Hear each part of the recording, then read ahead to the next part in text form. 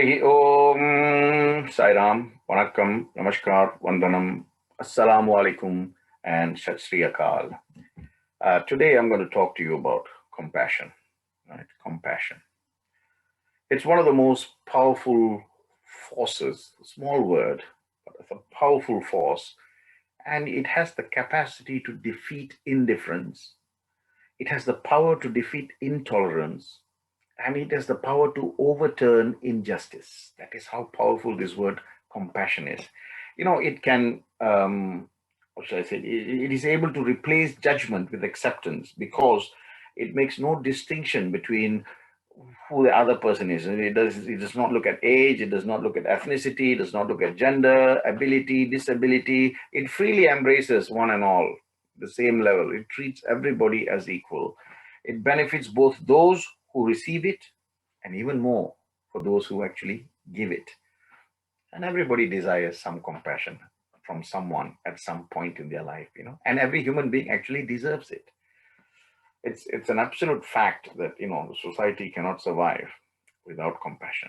And fundamental for something to exist in the form of compassion in every community to ensure that the giver and the receiver are both happy at the end of the day, right?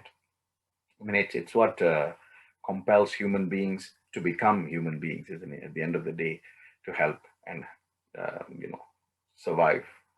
Swami says, "Help ever, hurt never." So that's a form of compassion as well. And they say a single act of compassion can change a person's life forever. And the best form of compassion, very easily, Swami has said, embodiments of love, right? So the best form of compassion is to show love, and to show love unconditionally, because then you're being compassionate. So let me tell you a story about this 80-year-old man and his 45-year-old son, right? The son grew up and became so highly educated.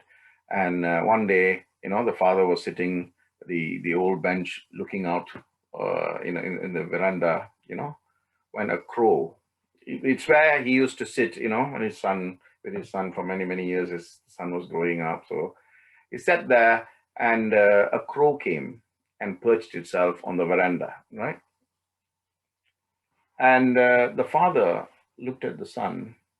The father was 80 years old, with failing eyesight. No, he said, "What is that?" The son replied, "Dad, that's a crow." And a few minutes later, the father asked his son the second time, "What is that?" And the son says, "Father, I just told you, it's a crow." And after a little while, the father asked again, the third time, "What is that?" And, the son was beginning to show signs of irritation, right? And then he told his father, "Look, Dad, it's a crow. Even if you ask me again and again and again, it is a crow. Now, why can't you get that?" And after a little while, the father asks again, "What is that?" And this time the son lost it, and he shouted to his father, said, "Why do you keep asking me the same question again and again and again? Although I have told you so many times, it is a crow," he shouted at his father. "Are you not able to understand this?"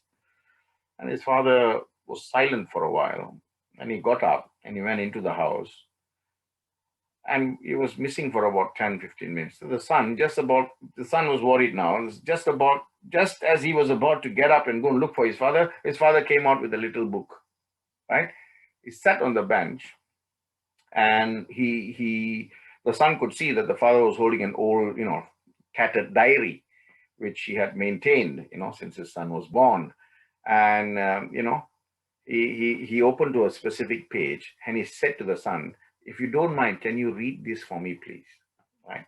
The son said, "Yes, Dad, of course I will." And he took the diary and he began to read. And this is what was written there by the father, and this is what the son is reading. Yeah. So he says, "Today, my son, aged 3, was sitting with me on this bench, looking out at our front yard, sitting out on the veranda. And as, he was looking and I was looking, suddenly a crow came and perched on the veranda. And my son asked me, 'What is that?' My 3-year-old son asked me, 'What is that?' And I said to him, 'That is a crow,' whilst we sat on the bench. I'm telling him, 'That's a crow.' And my son asked me again and again and again. In fact, my son had asked me 23 times what it was, And I had replied to him 23 times in the same tone that it was a crow, right? And every time he asked me, I just hugged him and told him that it's a crow.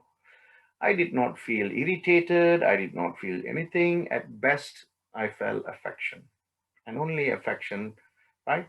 And I was not worried that he's asking me again and again and again, you know. So when the little child asks 23 times, what is this? The father continued to say what it was. But when the roles are turned, the father is now old and the son is now young, grown up, father is old. And the father asks only 4 times, what is that? And the son grows so irritated, gets annoyed, and shouts at his father. Where is the compassion? Compassion 23 times, hugging and saying that's a crow. Where is the compassion after the third time, you know? The great Dalai Lama says, if you want others to be happy, practice compassion. If you want to be happy, practice compassion. What beautiful words is this, you know? And they say, one man practicing kindness, right? One man practicing kindness in the wilderness is worth all the temples those world pulls. Let me say that again. One man practicing kindness in the wilderness is worth all the temples this world pulls. Right? Jack Kerouac said that. So in our day-to-day lives, find some part where you can show a bit of compassion to anyone who comes across your path. Until I see you next Thursday, stay blessed. Sai Ram.